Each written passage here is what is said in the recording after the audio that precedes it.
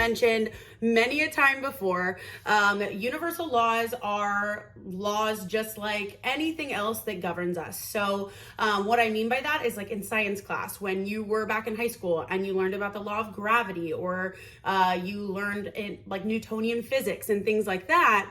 We learn about those in school and we just accept them as truth, right? Like just because you don't understand, or say if you didn't even know what gravity was, it doesn't mean it's not working, right? Like if you don't understand gravity, it's not like you're gonna float up into the sky.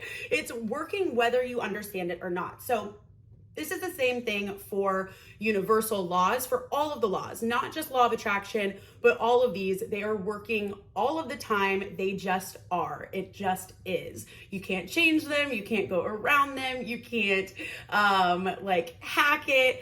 Seriously, it's just like gravity. They're working all the time. And so for me, I think that why not learn about it, understand it, and reference it so that you can go back and say, okay, how can I use these laws to my advantage? Because either way, they are going to be working whether you understand it or not. So law number 1 is the law of divine oneness. So basically what this law means is that everything comes from one source, right? Like every single thing comes from one. We are all one. You hear that all the time. We are from one source, one consciousness, one creator, whatever that is, whatever, resonates with you, whether that's the universe, source, higher power, God, any of those things are all describing the same thing, that we are all from one, and we are basically split off like consciousness in human form, but we all come from the same source.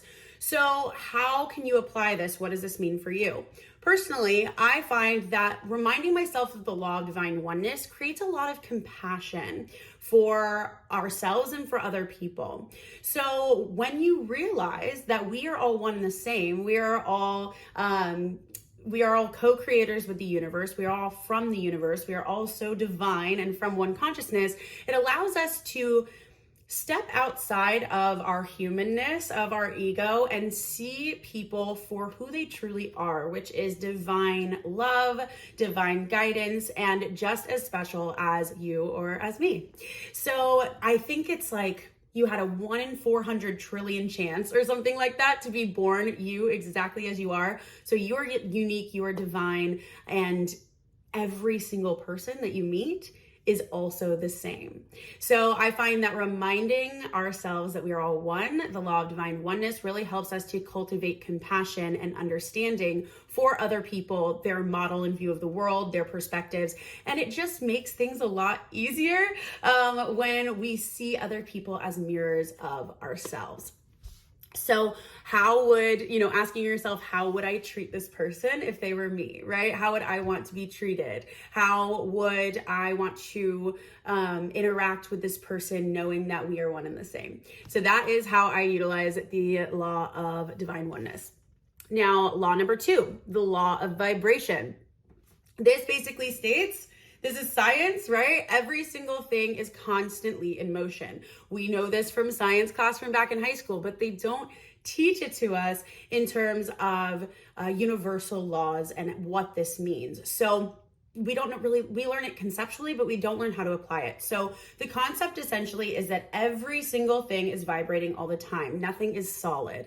And we know this to be true from like literally studying atoms and studying proton, neutron, electron in an atom. And it's right, the electron is circling around the proton. There's a lot of space within the atom itself. I think atoms are about 99% space, which carries vibration. It carries frequency. So we go over this a lot when studying law of attraction and when studying quantum physics. So every single thing is in and of itself. It goes together. It's the same.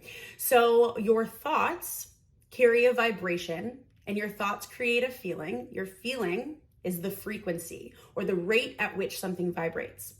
Also, what do we know about quantum physics? Like attracts like, and those vibrations want to match up. That is a universal law. So that is why you attract what you put out into the world, because you are constantly vibrating at either a low state or a high state or somewhere in between, and constantly fluctuating throughout the day based on your thoughts, your feelings, and your beliefs. So basically that law just says that every single thing is vibrating, nothing is solid, including yourself. And if we are not solid, we are malleable, we are changeable. That means that we can change our reality. So how do you apply this? Becoming aware of what your internal state is. What is your vibration at? What are you putting out into the world? So becoming aware of what you are feeling, because we can't monitor our thoughts 24/7, right? We have like thousands on thousands on thousands of thoughts a day. I don't know that statistic, so I'm not going to throw out a number, but it's way too many to be trying to monitor that. So monitor your feeling and then work backwards from there and say, okay, what's the thought that is getting me to this feeling? And is this something that I want to feel? If the answer is no, how do I want to feel?